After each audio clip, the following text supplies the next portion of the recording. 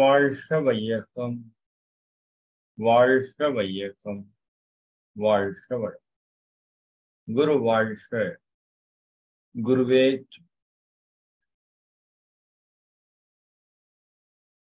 அருட்பேராற்றல். அருட்பேராற்றல் இரவும் பகலும் எல்லா நேரங்களிலும் எல்லா இடங்களிலும் எல்லா தொழில் உரு துணையாகவும் பாதுகாப்பாகவும் வழி நடத்துவதாகவும் அமையுமாக. ஆசான் அருட்தந்தை வேதாத்திரி மகரிஷி அவர்களே நம்மோடு சூக்குமமாக நிறைந்திருந்து இன்றைய தெய்வீக நிகழ்வுகள் அனைத்தையும் மிக சிறப்பாக நிகழ்த்தி கொடுப்பாராக. எல்லாம் வல்ல அருட்பேராற்றலையும் அதன் அனைத்து தன்மாற்ற நிலைகளையும் நன்றியுணர்வோடு வணங்கியும் வாழ்த்தியும் இந்த நிகழ்வை துவங்கும். வாழ்க வளம், வாழ்க வளம். நண்பர்களே, இந்த புனிதமான நல்ல தினத்திலே நாம் ஒரு தெய்வீகமான தியானத்தை ஏற்றிருக்கிறோம். அந்த தியானம் இறை நிலை தவம். ஆசான் அருட்தந்தை வேதாத்திரி மகரிஷி அவர்கள் இந்த உலக மக்கள் அமைதியாக மகிழ்ச்சியாக வாழ வேண்டும் என்ற நோக்கத்திலே பல்வேறு தியான முறைகளை நமக்கு வடிவமைத்து கொடுத்திருக்கிறார்கள். அந்த தியானத்தினெல்லாம் ஒரு உயர்ந்த தியானமாக இறைநிலை தவம் என்ற ஒரு தியானத்தை அவர்கள் வாழ்நாளிலே நிறைவான தவமாகவும் கொடுத்து சென்றிருக்கிறார். ஒவ்வொரு மகான்களும் இந்த மனித குலத்திற்கு ஏதோ ஒரு செய்தியை மிக ஆழமாக வலியுறுத்துவதற்காக இறைநிலையினுடைய வெளிப்பாடாக இங்கு தோன்றுவதில் அருட்தந்தை வேதாத்திரி மகரிஷி அவர்களுடைய ஒரு உயர்ந்த உன்னதமான செய்தி அப்படின்னு சொன்னா, எல்லாம் வல்ல இறைநிலையே அனைத்துமாக அனைத்து உயிர்களாக அனைத்து பொருட்களாக மலர்ச்சி பெற்று மனிதனாகவும் இயங்கிக் கொண்டிருக்கிறது என்ற ஒரு தத்துவத்தை பல ஆயிரம் ஆண்டுகளாக நம் முன்னோர்கள் சொல்லி வந்தாலும் அதை விஞ்ஞான பூர்வமாக நமக்கு எடுத்து காட்டி அந்த உண்மையை விளக்க வைத்திருப்பதற்கு மகரிஷி அவர்களுக்கு நிகர் மகரிஷி அவர்கள் தான். அந்த அளவிற்கு இன்னைக்கு சாதாரண மனிதர்கள் கூட நான் தான் இறைநிலை, இறைநிலை தான் நானாக இருக்கிறது என்று சொல்கின்ற அளவிற்கு அவருடைய தத்துவம் இன்னைக்கு உலகத்துல விரிந்திருக்கு. இப்ப அந்த தத்துவத்தினுடைய மொத்த தொகுப்பு, இந்த ஒரே ஒரு விஷயம் மட்டும் நமக்கு தெரிஞ்சிருந்தா பத்தாதுங்க, உணர்ந்து இருந்தால் நம்ம வாழ்க்கையில எந்த பாவத்தையும் நம்ம செய்ய மாட்டோம். சரிங்களா? முடிந்த வரைக்கும் எல்லாருக்கும் நல்லது செய்வோம், அன்பா இருப்போம், மகிழ்ச்சியா இருப்போம், ஆனந்தமா இருப்போம். நம்ம உடலையோ மனதையோ கெடுத்துக் கொள்ள மாட்டோம். யார் மேலேயும் பொறாமை வராது. எதற்காகவும் பேராசைப்பட மாட்டோம். எதை நினைத்தும் கவலைப்பட மாட்டோம். யாரையும் வெறுக்க மாட்டோம். யார் மேலேயும் குறை கூற மாட்டோம். அப்ப நம்முடைய வாழ்க்கை ஒரு ஆனந்தமான வாழ்க்கையாக மாறுவதற்கு நாம் தான் இறைநிலை, இறைநிலை தான் நானாக இருக்கிறது, அந்த நானாக இருக்கிற இறைநிலையே எல்லாமாக இருக்கிறது அப்படிங்கிற ஒரு தன்மைய நம்ம உணரணும். நான் மறுபடியும் சொல்றேன், அந்த வார்த்தை நல்லா புரிஞ்சுக்கோங்க. அதை உணர வேண்டும். சரிங்களா? அப்ப அதை உணரும் போது நம்முடைய நிலை எப்படி இருக்கும்? அறிந்தது சிவம், மலர்ந்தது அன்பு என்பது போல அதற்கு அப்புறம் தான் நம்முடைய வாழ்க்கை அன்பும் கருணையுமாக மலர்ச்சி. அதைத்தான் மனிதனுடைய முழுமை பேரு, ஜீவன் முக்தி, சித்தி அடைதல், ஞானம் பெறுதல் என்றெல்லாம் நம்ம சொல்றோம்.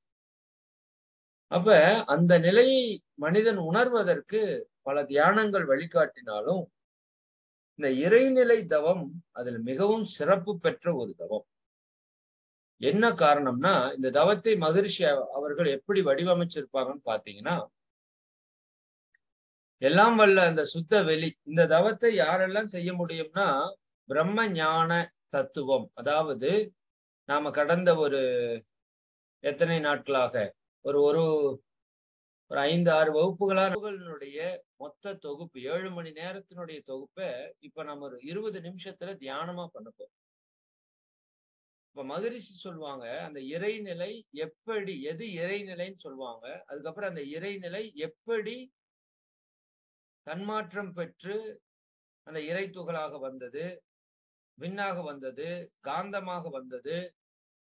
சரிங்களா? அதுவே எப்படி இணைந்து பஞ்சபூதங்களாக மலர்ச்சி பெற்றது.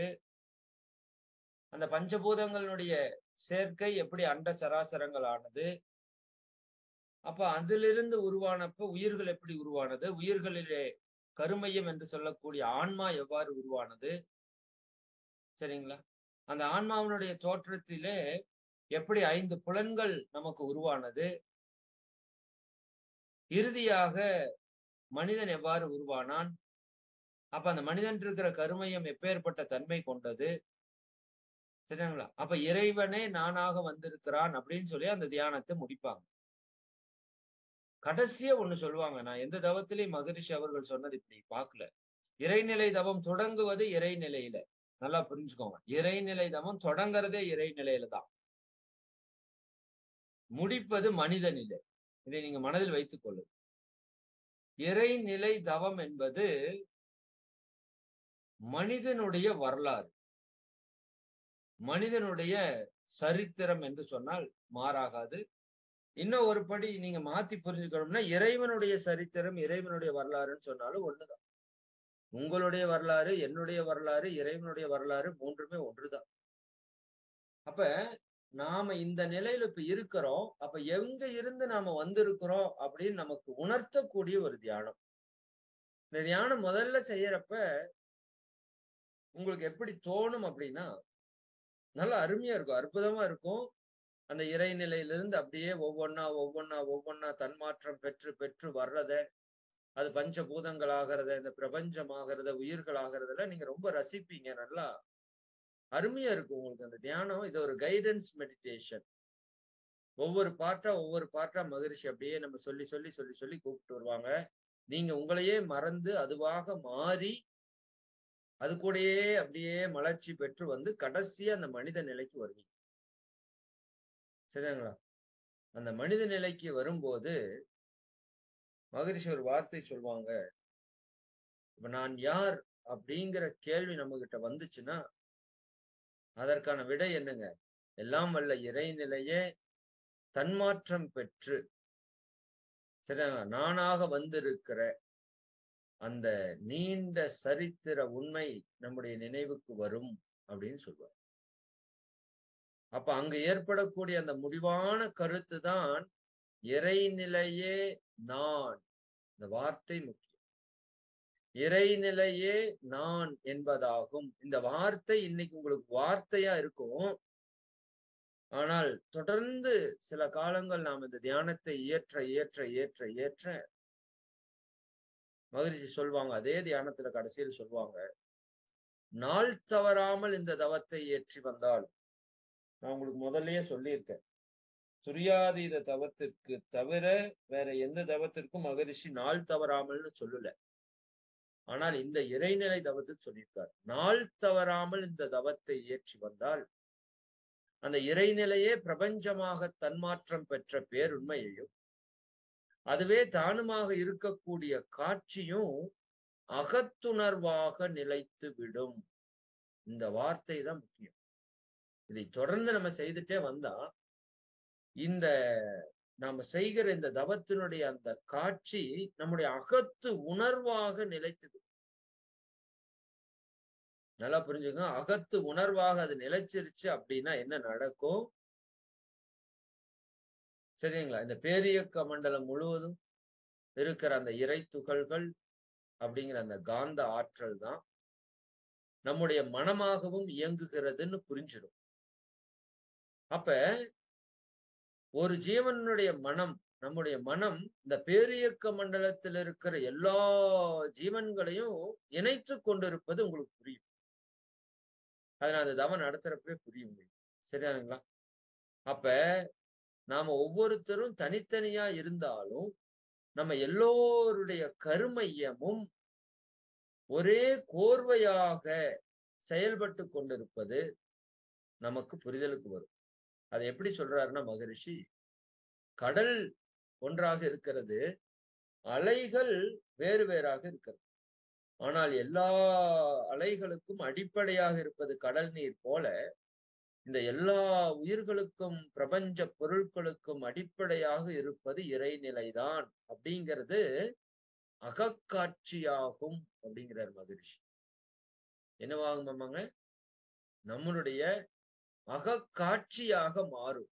இமேஜின் பண்றது இல்ல, கற்பனை பண்றது இல்ல. நல்லா புரிஞ்சுக்கோங்க. சரியாங்களா? அதுவாக நாம உணர்வாக மாற்றப்படுவோம். இந்த காட்சி யாருக்கு கிடைக்குதோ அந்த மனிதன், சரியாங்களா, இந்த உலகத்தில் இருக்கிற எல்லா பற்றுதல்களிலிருந்தும் விடுபட்டு அன்பும் கருணையும் மலர்ச்சி பெற்ற ஒரு மனிதனாக, ஒரு தெய்வீக மனிதனாக மாறிவிடுவான். அதற்காகத்தான் இந்த தியானத்தை கொடுத்திருக்காங்க. அப்ப இந்த தியானத்தை வள்ளலார் சொல்றது போல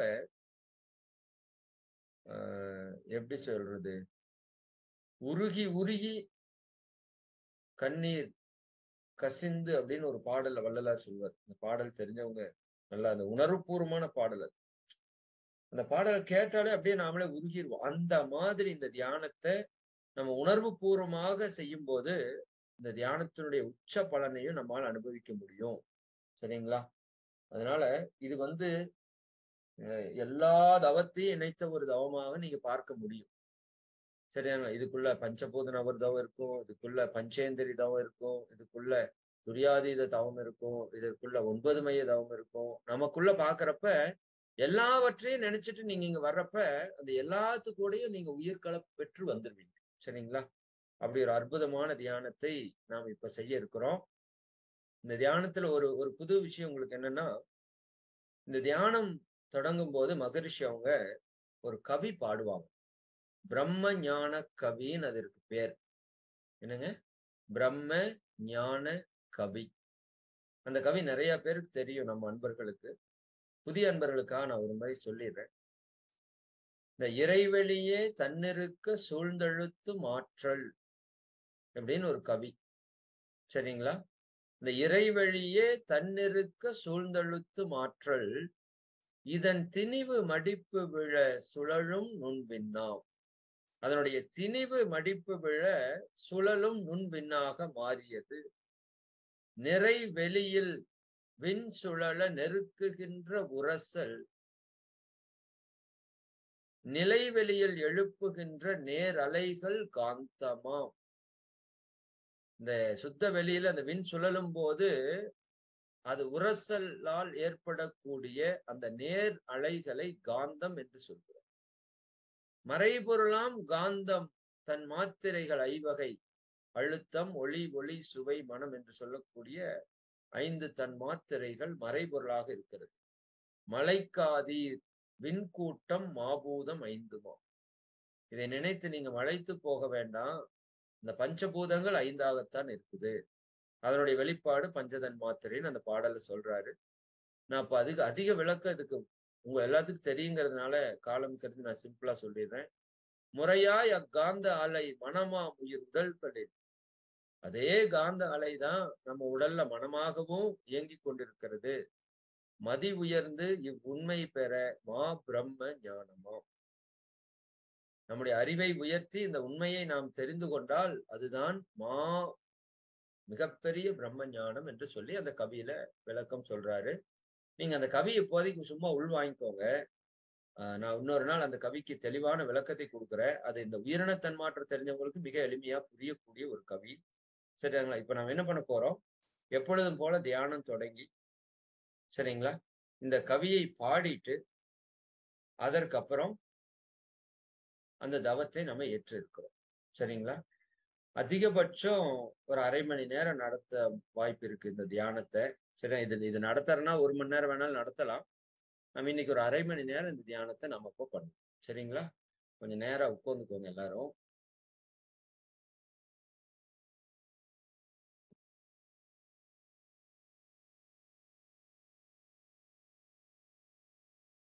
வாழ்க வையகம், வாழ்க வையகம், வாழ்க வளம். குரு வாழ்க, குருவே வாழ்க வளம். இடத்தொழில் நாம் அமர்ந்துள்ள இடத்தை சுற்றிலும் நல்ல தெய்வீக ஆற்றலே நிறம் தூய்மையே செய்விக்கின்றது. பிரபஞ்சத்தின் மையத்திலே நாம் அமர்ந்திருக்கின்ற காட்சி எல்லையற்ற தூய பெருவெளி அருட்பேராற்றல் பிரபஞ்சம் முழுவதையும் சூழ்ந்து அழுத்திக் கொள். பிரபஞ்சத்தில் உள்ள கோடி பல கோடி அண்டங்கள், நட்சத்திரங்கள், கோள்கள் இவற்றினுடைய தெய்வீக சக்திகளையும் தன்னோடு இணைத்துக் கொண்டு நம்மையும் சூழ்ந்து அழுத்திக் கொண்டிருக்கின்ற காட்சி.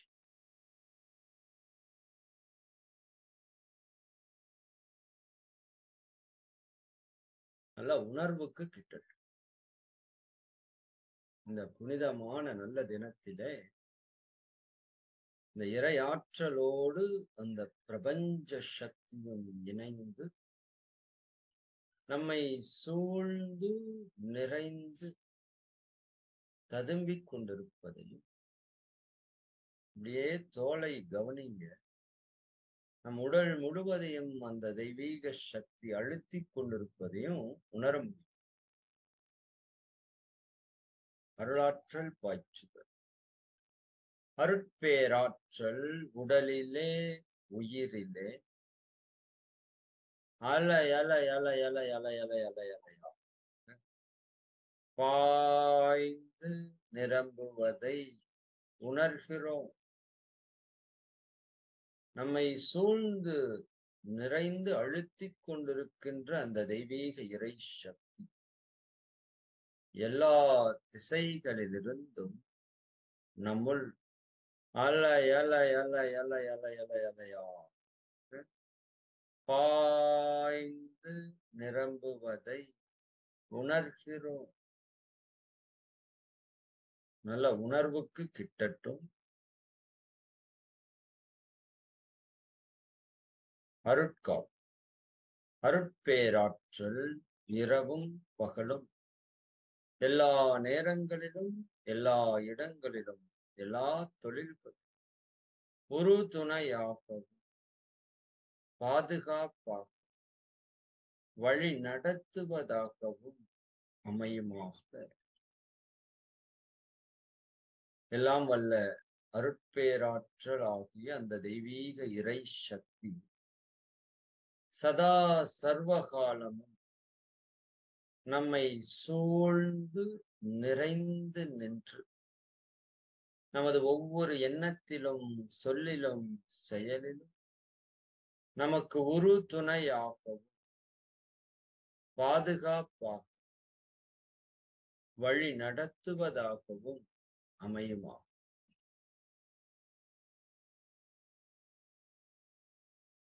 அன்னைக்கு வணக்கம், தந்தைக்கு வணக்கம், ஆசான் அருட்தந்தை வேதாத்திரி மகரிஷி அவர்களுக்கு இதுகாரம் பிரபஞ்சத்திலே தோன்றி சித்தர்கள், மகான்கள், யோகியர்கள், ஞானியர்கள், ரிஷிகள், மகரிஷி அறிவில் அறிவாய் நிலைத்து அறம்பகுத்தோர் அதை வாழ்ந்து காட்டி அனைத்து ஞான பெருமக்களையும் ஒரு சேர நினைந்து நன்றியுணர்வோடு வணங்கி அனைவரிடமிருந்து வரக்கூடிய தெய்வீக ஆசிகளை பரிபூரணமாக பெற்றுக்கொள்கிறோம். வாழ்க வளம். வாழ்க.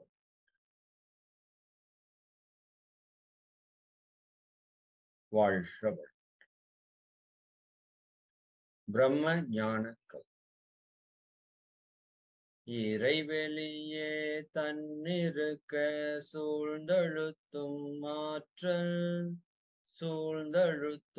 ஆற்றல் இதன் திணிவு மடிப்பு வில சுழலும் நுண்பின்னா இதன் திணிவு மடிப்பு வில சுழலும் நுண்பின்னா நிறைவெளியில் விண் சுழல நெருக்குகின்ற உரசல் நிலைவெளியில் எழுப்புகின்ற நேரலைகள் காந்தமாம் நிலைவெளியில் எழுப்புகின்ற நேரலைகள் காந்தமாம் மறை பொருளாம் காந்தம் தன் மாத்திரைகள் ஐவகை மலைக்காதீர்வின் கூட்டம் மாபூதம் ஐந்துமாம் மலைக்காதீர்வின் கூட்டம் மாபூதம் ஐந்துமாம் முறையாய காந்த அலை மனமாம் உயிருடல்களில்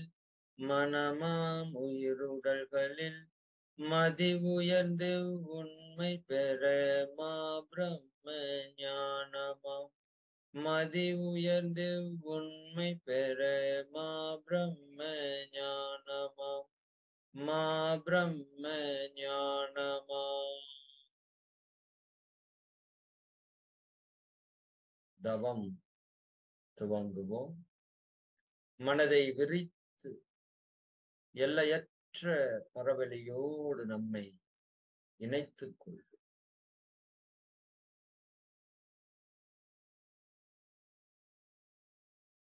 எல்லையற்ற தூய பரவெளி, காரிருள், இருட்டு, சுத்தவெளி.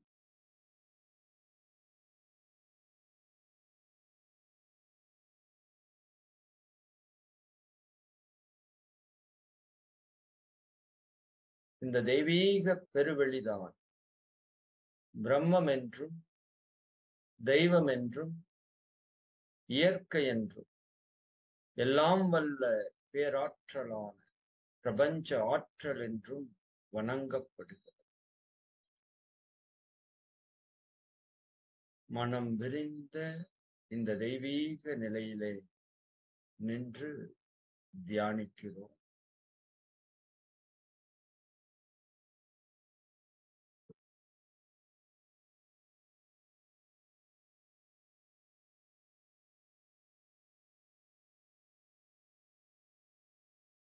பிரபஞ்ச தோற்றத்திற்கு எல்லாம் மூலமாக இருக்கின்ற இந்த தெய்வீக பெருவெளி, சுத்தவெளி, வற்றாயிருப்பு, பேராற்றல், பேரறிவு, காலம் என்ற வளம் நான்கையும் தன் அகத்தே கொண்டது.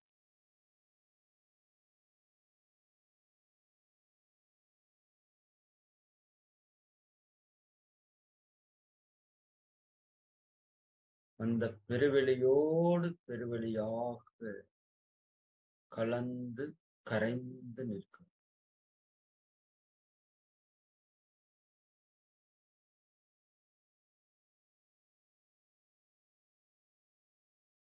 அந்த தெய்வீக பெருவெளியினுடைய ஒரு இயல்பான ஆற்றல், தன்னிருக்க ஆற்றல். அந்த தன்னிருக்க ஆற்றலை கொண்டு அது தன்னைத்தானே இறுக்கிக் கொண்டிருப்பதை அப்படியே உணர்ந்து பார்.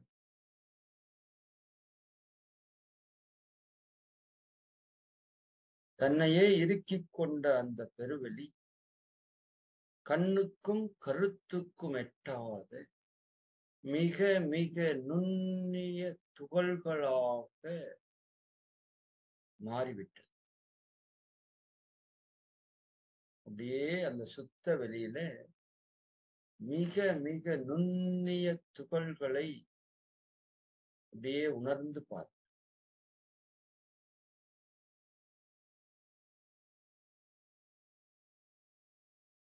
இந்த மிக மிக நுண்ணிய துகள்களை இறை துகள்கள் என்றும் பரமாணு என்றும் ஆங்கிலத்திலே ஈத்தர் என்றும் சொல்லுகிறோம்.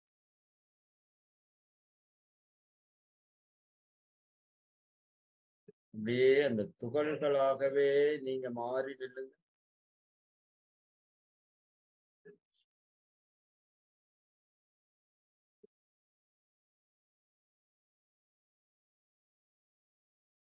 இப்ப அந்த ஒவ்வொரு துகள்களும் இறைநிலையினுடைய சூழ்ந்தழுத்தும் ஆற்றலின் காரணத்தினாலே தன்னைத்தானே மிக வேகமாக சுழன்று கொண்டிருப்பதை உணருங்க.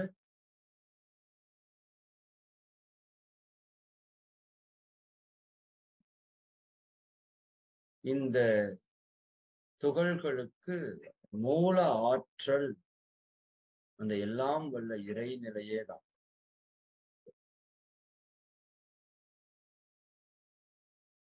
அந்த இறைநிலையே அந்த துகள்களை சூழ்ந்து அழுத்தி சுழலச் செய்து கொண்டிருக்கும். இதனால் அந்த ஒவ்வொரு துகள்களும் காந்தம் என்ற விளக்க முடியாத பிரபஞ்ச பேராற்றலாக திகழ்கிறது. அப்படியே பாரு, அந்த துகள்களுடைய சுழற்சி அந்த சுத்த வெளியிலே நிகழ நிகழ இந்த காந்த ஆற்றலாக இந்த சக்தி நிரம்பி இருப்பதை அப்படியே உணர்ந்து பாரு.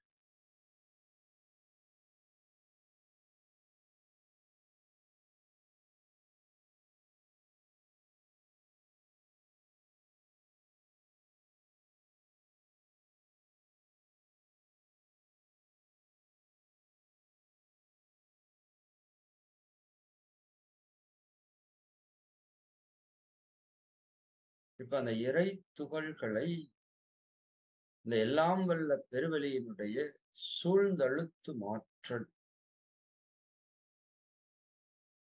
தொடர்ந்து அழுத்திக் கொண்டே இருக்கிறது. இப்ப அந்த இறை துகள்கள் ஆங்காங்கே ஒரு தொகுப்பாக இணைந்து இயங்கிக் கொண்டிருக்கிற காட்சியை பாருங்க. இறைநிலையினுடைய சூழ்ந்தழுத்தத்தால் இறை துகள்கள் ஆங்காங்கே ஒரு தொகுப்பாக இயங்கிக் கொண்டிருக்கிற காட்சி. இந்த இறை துகள்களுடைய தொகுப்பைத்தான் நாம் விண் என்றும் அணு என்றும் சொல்லுகிறோம். அப்படியே உணர்ந்து பாருங்க, இந்த இறை துகள்களுடைய தொகுப்பு கோடி பல கோடி இறை துகள்கள் சேர்ந்த அந்த தொகுப்பை பாருங்க. அப்படியே ஆங்காங்கே ஆங்காங்கே கொத்து கொத்தாக அந்த விண் துகள்கள் இயங்கிக் கொண்டிருக்கிற காட்சியை பாருங்க. இப்ப நாமே அந்த விண்ணாக மாறி இயங்குறதையும் நீங்க உணர்ந்து பார்க்கலாம்.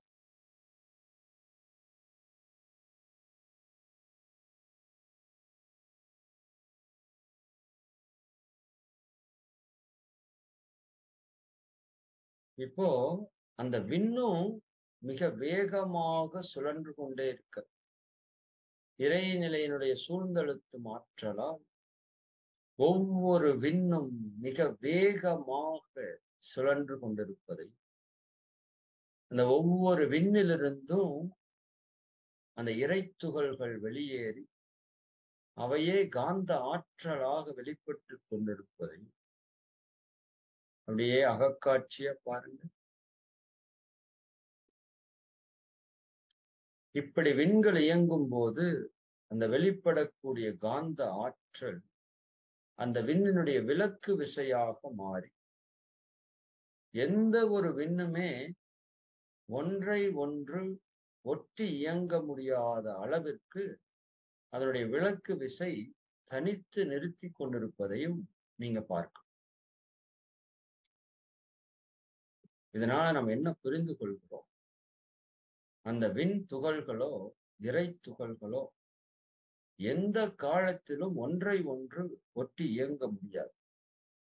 அவற்றிலிருந்து வரக்கூடிய அந்த விளக்கு விசை அவற்றை ஒரு குறிப்பிட்ட தூரத்திலே நிறுத்தி இயங்கக்கூடிய அந்த உண்மையை நம்ம உணர்ந்து கொள்வோம். அது அப்படியே அகக்காட்சியா பாருங்க.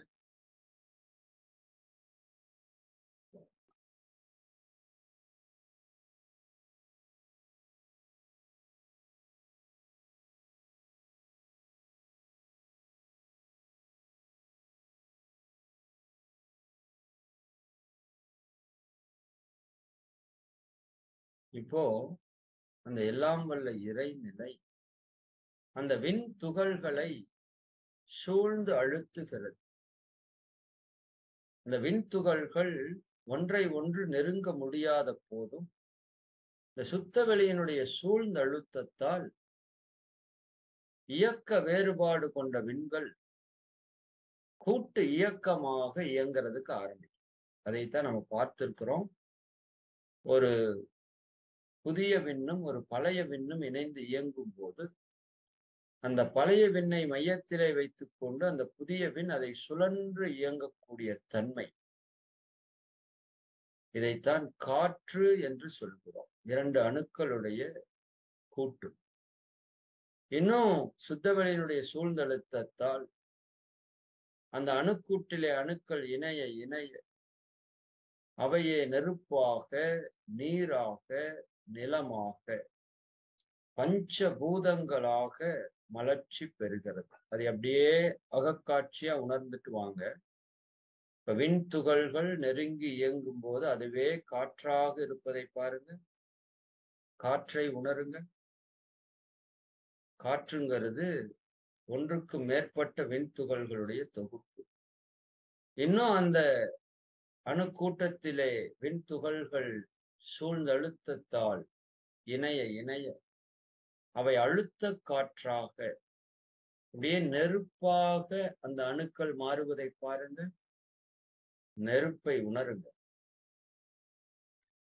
இன்னும் அந்த நெருப்பு கூட்டத்திலே ஹைட்ரஜன் அணுக்கள், காற்றின் அணுக்கள் இணைய இணைய அவையே நீராக மலர்ச்சி பெறுவதை பாருங்க.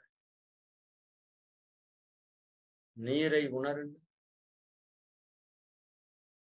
அந்த நீர் அணுக்களிலே இன்னும் அணுக்கள் அதிகரிக்க அதிகரிக்க அதிகரிக்க அவையே நிலமாக தன்மாற்றம் பெறுகிறது.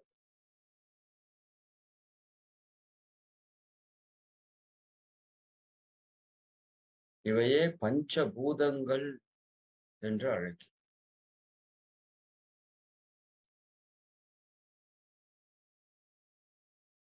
இந்த பஞ்சபூதங்களுடைய சேர்க்கைக்கு தகுந்தாற் போல இப்பிரபஞ்சம் முழுவதும் கோடி பல கோடி அண்டங்கள், நட்சத்திரங்கள், கோள்கள் இவைகளாக மாற்றம் பெற்றிருக்கிற காட்சிய இப்படி அகக்காட்சியா பாரு.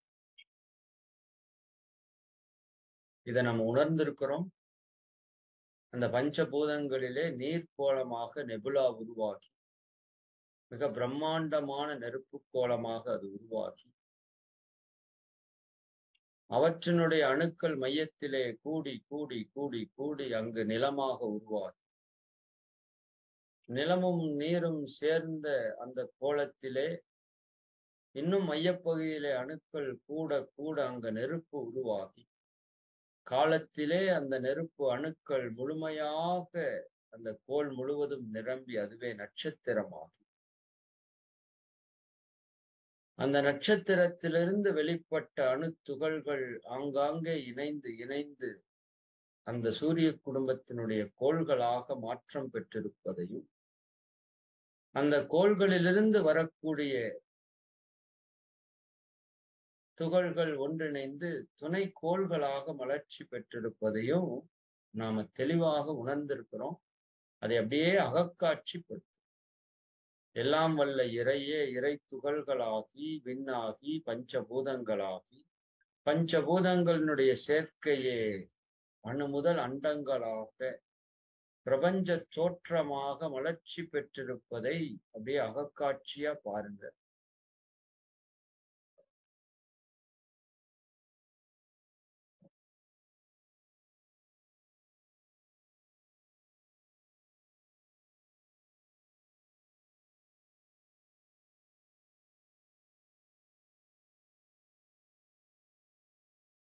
இப்போ அந்த பிரபஞ்ச இயக்கத்திலே சில கோள்களில் மட்டும் பஞ்சபூதங்கள் சரியான விகிதாச்சாரத்தில் இருக்கிறது. அப்படியே பூமிக்கு வாங்க. பூமியிலே பஞ்சபூதங்களும் அந்த தெய்வீக விகிதாச்சாரத்திலே இயற்கையாக அமைந்திருக்கு. இந்த பூமியாக இருப்பதே இறைநிலைதான். அப்ப அந்த பூமியிலே பஞ்சபூதங்களினுடைய சேர்க்கை சரியான அளவு அமையும் போது அந்த பஞ்சபூதங்களும் ஒன்று சேர்க்கிறது. இந்த பஞ்சபூத சேர்க்கை ஒன்றாக நிகழும் போது அந்த பஞ்சபூத சேர்க்கைக்குள்ளாக இந்த விண் என்று சொல்லக்கூடிய உயிர் துகள்கள் தனித்து இயங்கக்கூடிய வல்லமை பெறுகிறது. உங்களால நல்லா உணர முடியும். பஞ்சபூத சேர்க்கை அது ஒரு தெய்வீக விகிதாச்சாரத்தில் இணைகிறது. அங்கு அந்த உயிர் துகள்கள் அதற்குள்ளாக தனித்து இயங்கக்கூடிய வல்லமை பெறுகிறது. இதைத்தான் உயிர் ஓட்டம் என்று சொல்கிறோம். இதுதான் இப்பிரபஞ்சத்திலே தோன்றிய முதல் உயிர். அதை உணர்ந்து பாருங்கள்.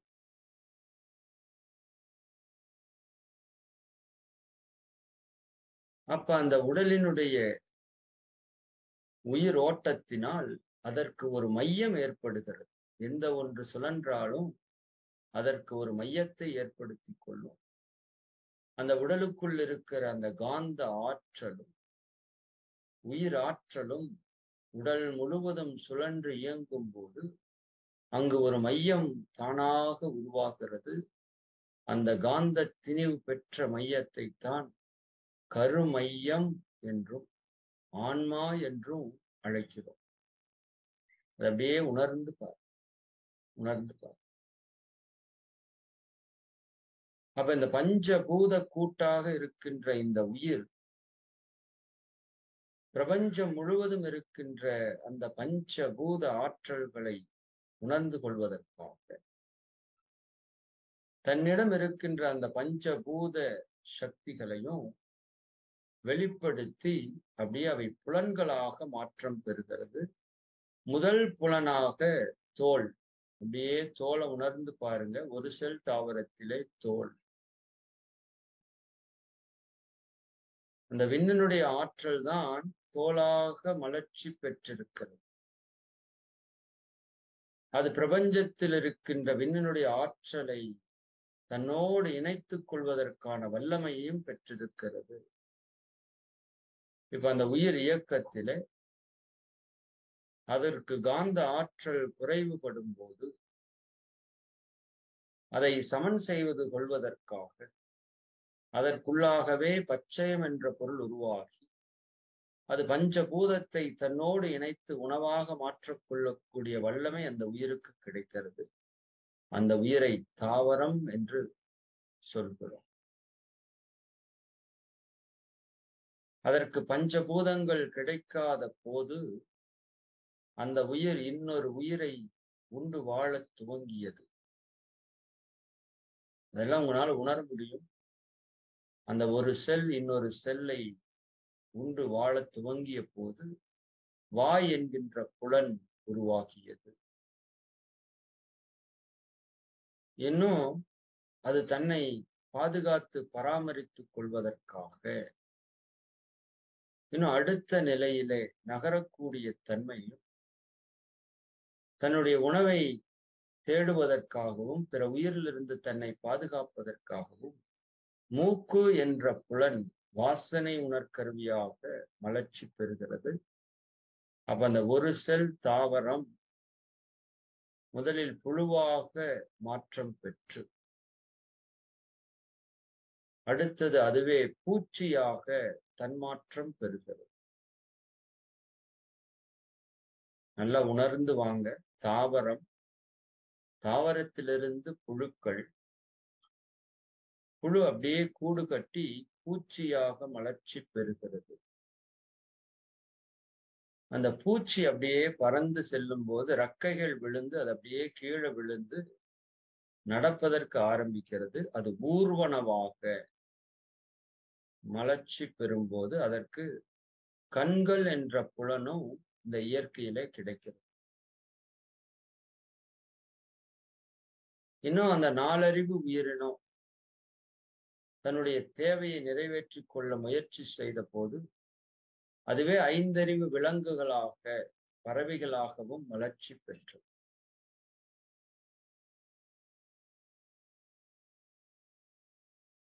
அப்படியே ஓரறிவு முதல் 6 அறிவு வரை இருக்கிற எல்லா உயிர்களையும் அப்படியே நினைத்து பாருங்க. எல்லாம் வல்ல இறைநிலையே தன் தேவைக்கு சூழலுக்கு ஏற்ப 5 புலன்களை உருவாக்கி, அந்த 5 புலன்களிலும் அது வாழுகின்ற சூழலுக்கு ஒப்ப அந்த புலன்களிலே பல்வேறு மாற்றங்களை அது நிகழ்த்தி கொண்டு.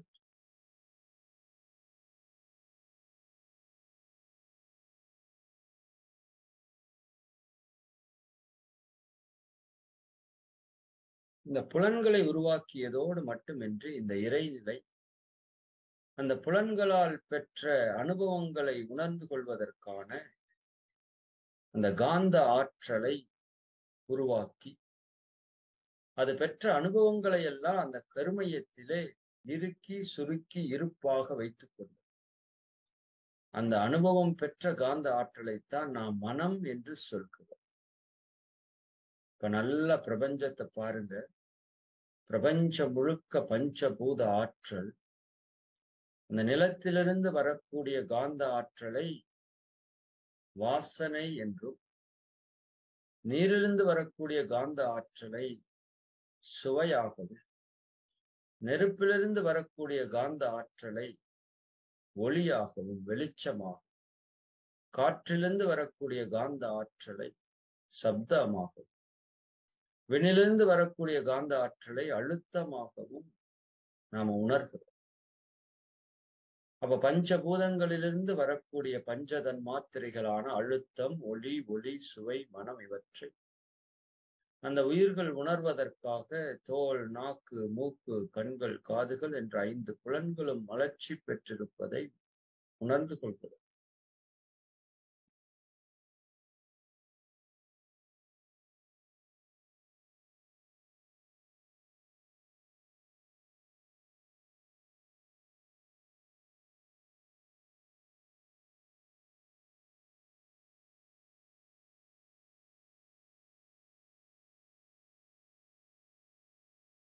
இப்ப அந்த உயிர்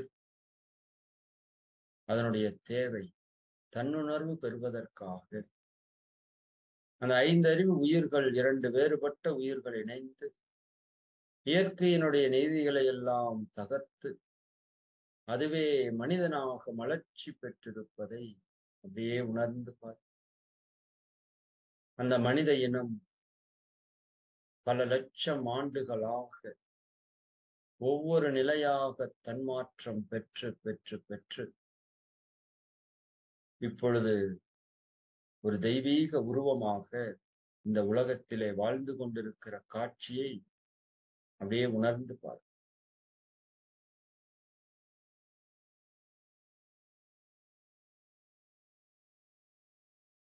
நம்மிடம் இருக்கின்ற அந்த கருமைய ஆற்றலின் தன்மாற்றங்கள் நம்முடைய கருமையத்தினுடைய தன்மைகளாக அமைந்து விடுது. அப்போ ஒரு ஜீவன் மரணம் ஏற்பட்ட போது அந்த உடல் அழிந்தாலும் அந்த கருமையமும் அதனுடைய தன்மைகளும் அழிவதே இல்லை. முதலில் சிறு உயிரினமாக தொடங்கிய அந்த பரிணாமம் பலவிதமான உடல் உருவ அமைப்புகளும் 5 புலன்களின் எண்ணிக்கை கூடுதலுக்கு ஏற்பவும் எண்ணிறந்த வகையான ஜீவன்களாக உருவெடுத்து இயங்கிக் கொண்டிருக்கிறது. இந்த உண்மைகளை முழுமையாக உணரும்போது ஆதியில் சுத்த வெளியாக இருந்த அந்த பிரம்மம் என்ற பேராற்றல்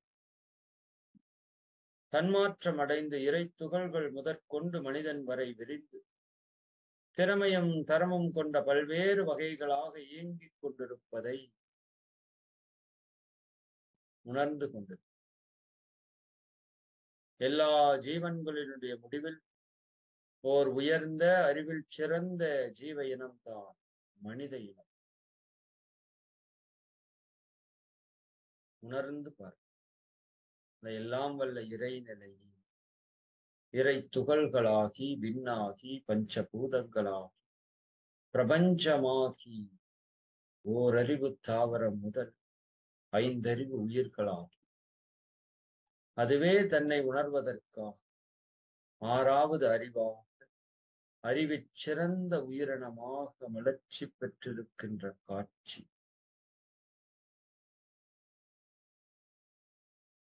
எனவே நம்முடைய உள்ளத்திலே நான் யார் என்ற வினா எழுந்தால் அந்த வினாவிற்கு விடையாக எல்லாம் வல்ல இறைநிலையே தன்மாற்றம் அடைந்த அந்த நீண்ட சரித்திர உண்மை நமது நினைவுக்கு வரும். அங்கு ஏற்படக்கூடிய முடிவான கருத்துதான் இறைநிலையே நான் என்பதாகும். இறைநிலையே நான், இறைநிலையே நானாக இருக்கிறது.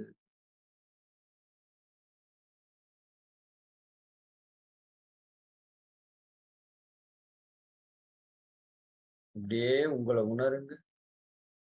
எல்லாம் வல்ல இறைநிலையே தன்மாற்றம் பெற்று நானாக இருக்கின்ற காட்சி.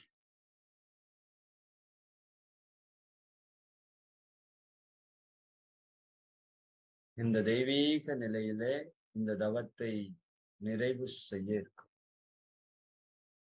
நாள் தவறாமல் இந்த தவத்தை ஏற்று வந்தால்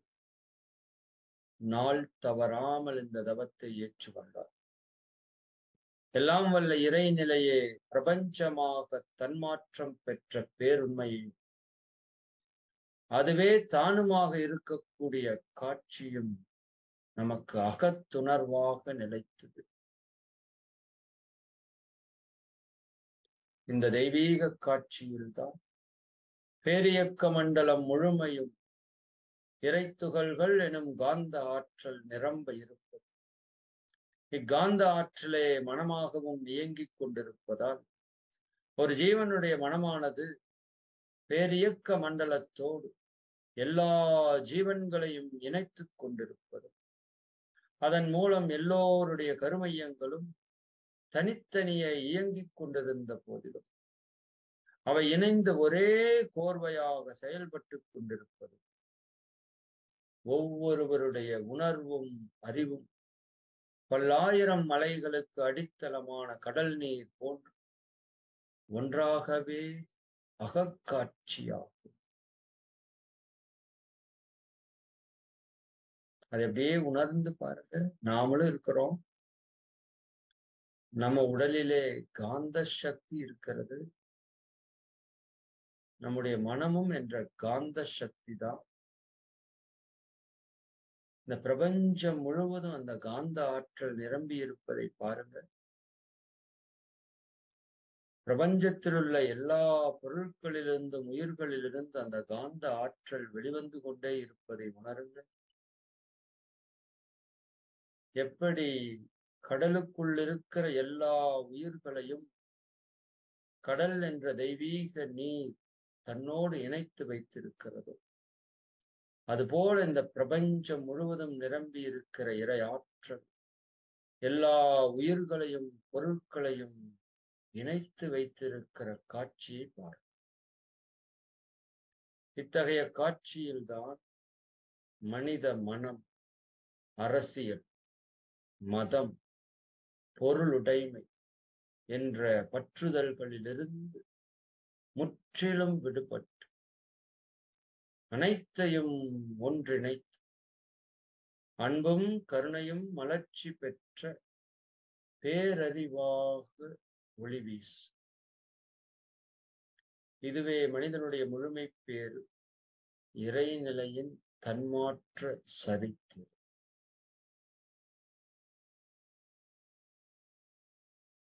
வாழ்க.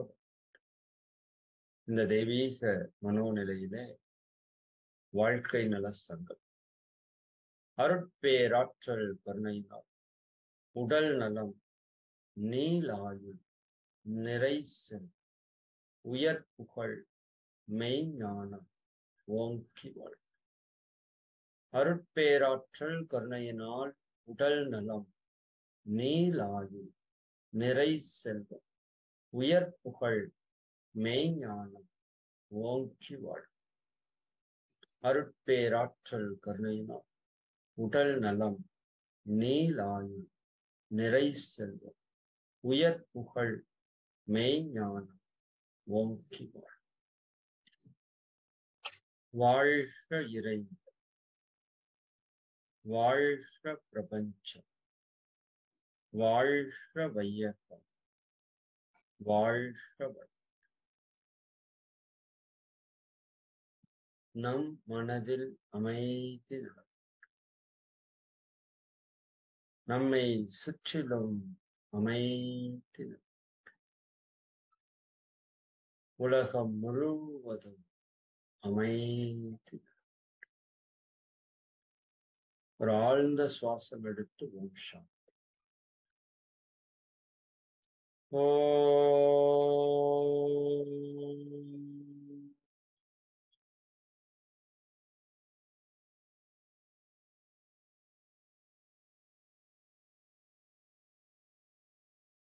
சாந்தி சாந்தி சாந்தி.